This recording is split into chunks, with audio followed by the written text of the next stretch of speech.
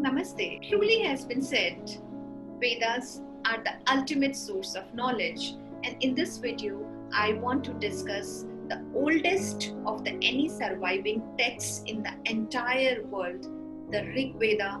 Rig Veda is an ancient collection of Vedic Sanskrit hymns and is the oldest of four sacred Vedas. The philological and linguistic evidence indicates that the bulk of the Rigveda Samhita was composed in the northwestern region of the Indian subcontinent, most likely between 1500 to 1200 BCE. Although a wider approximation of 1700 BCE to 1100 BCE has also been given. The codification of the Rig Veda took place late in the Rig Vedic or rather in the early post-Rig Vedic period at around 1200 BCE by members of the early Kuru tribe. And the initial collection took place after the Bharat victory in the Battle of the Ten Kings under the Sudas over the other Kuru kings. Vedas are composed by poets of different clans, including famous Vedic rishis such as Vishwamitra and Vasishtha. Altogether, the Rig Veda consists of the Samhita, the Brahmanas, the Aranyaks, and the Upanishads. Now, what is the meaning of this Rig Veda Samhita? Word Vid, which means knowledge. From it has derived words like Vidya, Vidyapit, Vidyalaya, Vidushi, Vidwan. So Veda means knowledge and it's a verb. The verb denotes an action. So what does it denote? It's an action of knowing. And Rig means praise. Praise of what? Praise of mysteries, praise of wonders. And Samhita is the collection of poetic versions. It is the core text which is divided into 10 mandals, or you can say 10 books, and has 1028 hymns and has 10,000 and approximately 600 verses.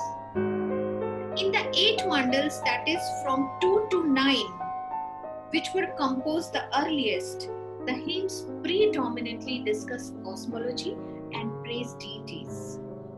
The 9th mandal is entirely dedicated to Som and Som ritual. The younger mandals, 1 and 10, means which were composed later.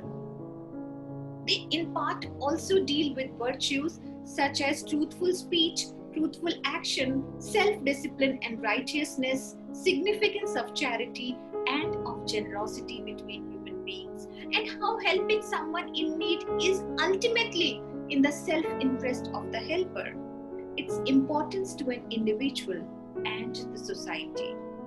The philosophical and speculative questions have also been asked, which illustrate the metaphysical nature of the contents, like what is the ultimate limit of the earth? What is the center of the universe? What is the ultimate source of human speech?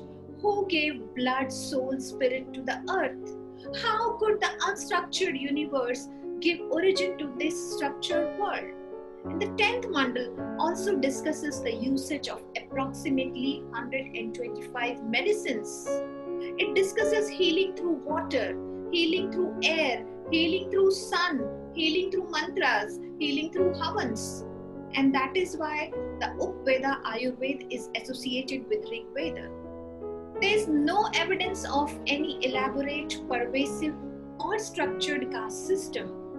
There was division of labor and complementary relationship between kings and poet priests, but no discussion of relative status of social classes. Women in Rig Veda appears as speakers in dialogue hymns, both as mystical or divine Indrani, Apsaras, Urvashi or Yami, as well as Apala, Atre, Godha, Ghosha, Lokmudra. The women of Rig Veda are quite outspoken and appear very confident. Elaborate and aesthetic hymns on wedding suggest rites of passage had developed during the Rig Vedic period.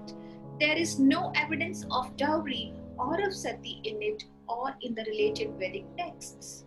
The Rigvedic hymns mention rice and porridge. However, there is no discussion of rice cultivation. The term ayas, metal, occurs in the Rig Veda, but it is unclear which metal it was. Iron is not mentioned in Rig Veda. The linguistic sharing provide clear indications that the people who spoke Rigvedic Sanskrit already knew and interacted with Munda and Dravidian speakers. The mandals 2 to 7 are associated with specific regions and mention prominent Bharat and Guru kings. The hymns of Rigveda are in different poetic meters in Vedic Sanskrit. And if you want to know in detail about meter, what is a meter, please refer to my other video, the Gayatri Mantra, in which I have discussed the meter and the usage of meter and why Gayatri Mantra is known as Gayatri Mantra and what is Gayatri. So, there are various kinds of meters used in Rig Veda.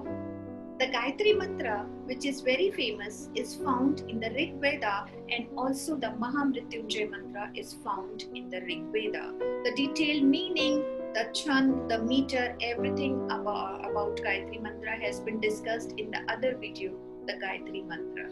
The Vedas as a whole are classed as Shruti, which simply means that Vedas were composed and preserved by oral tradition as the art of writing came much later. They are memorized and verbally transmitted with unparalleled fidelity across generations for many centuries. It was probably first written down about the 3rd century BCE. The manuscripts were made from birch bark or palm leaves, which decompose and therefore were routinely copied over the generations to help preserve the text. There are around 30 manuscripts of Rig Veda at the Bhandarkar Oriental Research Institute collected in the 19th century. They are in the Sharada and Devanagari scripts written on birch bark and paper. The oldest of the Pune collection is dated to 1464 contemporary era.